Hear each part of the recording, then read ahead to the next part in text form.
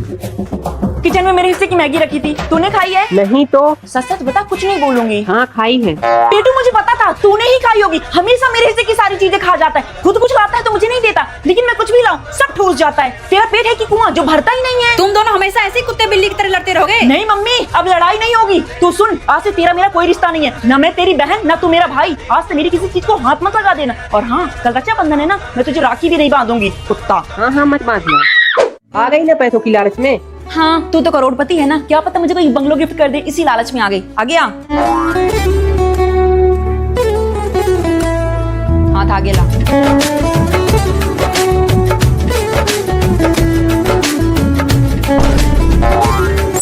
दे। क्या? मम्मी ने 50 रुपए दिए होंगे ना। उन पैसों से तो मैंने मोमोज खा लिया। तेरे जैसे चिन्नी भाई के लिए मैंने इतना खर्चा किया। हाथ मत लगाना मेरी मिठाइयों को।